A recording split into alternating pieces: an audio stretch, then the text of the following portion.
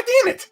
I wait an entire week for an official announcement of the leaked figures, give up, make my video, and immediately the high-quality photos are released. I guess none of you are sick of this yet because I've gotten a ton of questions about the official releases. So let's start off with a hilariously positive note. Legends Megatron. And no, I'm not calling this core class because this is Legends class, and fuck you Hasbro for changing the name of this again. God, we really should just use the names I came up with for these things. It would save everyone incredible frustration and annoyance. Anyways, this Megatron looks comedically fantastic. Like shit in the Earthrise figure's shoes, levels of disrespect emanate off this thing, it's so good.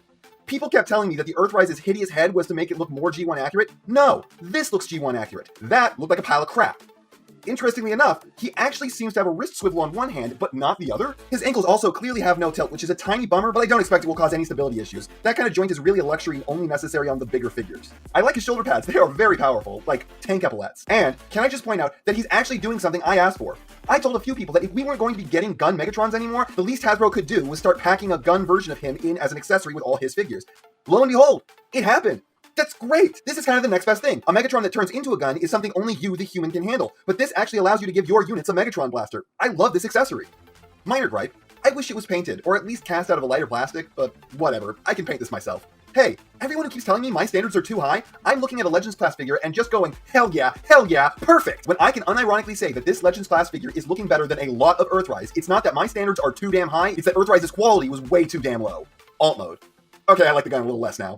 It's a bit clever what they're doing here with it, and also, it is not working at all. It looks patently ridiculous. Look at this thing. It's a Legends class tank former with a reasonably complex transformation and a rotating turret with a better head sculpt and less parts forming than the Earthrise figure. Get bent, Earthrise! Okay, so the Legends star screen is looking a bit rough. I know this isn't one, but it looks like a retool of the Voyager figure. Like, look at those legs. It must be intentional. They're so similar, with the very square knees and the wrong feet. Hilariously enough, I think if the molding was a bit nicer, it would look better than the Earthrise figure. I think the proportions are a lot nicer, the back wings look better, and if the knees can't collapse for no reason, I'll be happier. The real problem here is that the molding is very off. This is Uncanny Valley Starscream. Is it just me, or does this look like he has a waist joint? Oh no. Is that just the lighting, or is that the soap-like plastic of the ape-face figure? God damn, that jet mode looks awful! It looks like a McDonald's toy. It's the nose cone's fault. That thing looks heinous. The box promises a 17-step transformation. If that's true, then this is going to be real complex for Legends. You know, this is absolutely the worst thing I've seen to come out of Kingdom, and it still looks better than a lot of Earthrise to me. Over to Huffer and, alright, yeah, okay, that's absolutely not a mandatory parts forming piece. Attach it or don't, it doesn't affect the alt mode. Yes, fan-fucking-tastic. Yes, alright, yes, that is absolutely what I want.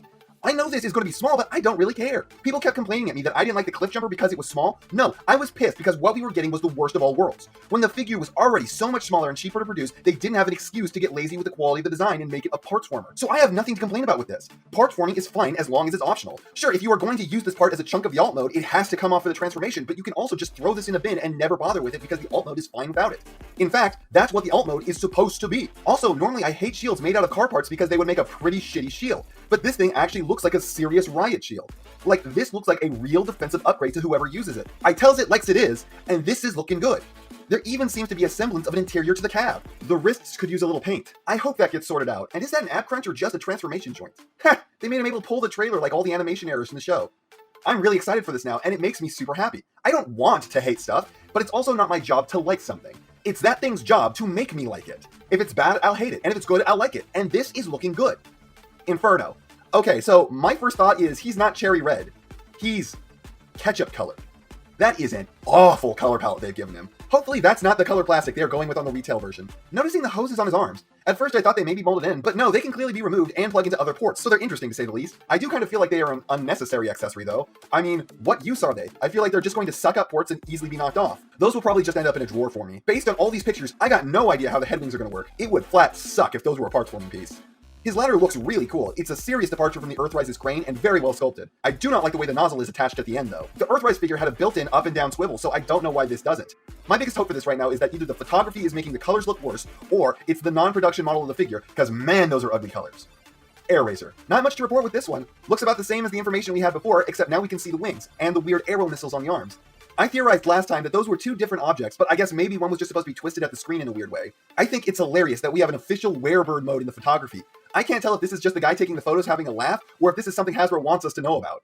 The manufacturer's mark on the wing looks conspicuously bad, though. The bird mode is looking really good. Like I said, it was a lie that it would ever look that good, but it's still looking strong, and the wings look incredibly posable, so this is looking like a win. Hey, it's got a posing mouth. I approve. Ultra Magnus. Who are the goddamn brain-dead monkeys you hire to take these pictures? There is so much wrong with so many of these.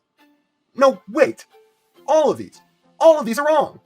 The crotch in the armored pictures is not flipped the correct direction. The grill of the truck is hanging off his ass in the white mode. In this picture, not only is the grill hanging off his ass, but the chest is shoved forward on his slider. How do you fuck that up? In his truck mode, they forgot to attach his cab to the trailer, and they clearly just have the shoulder pylons off to the side somewhere.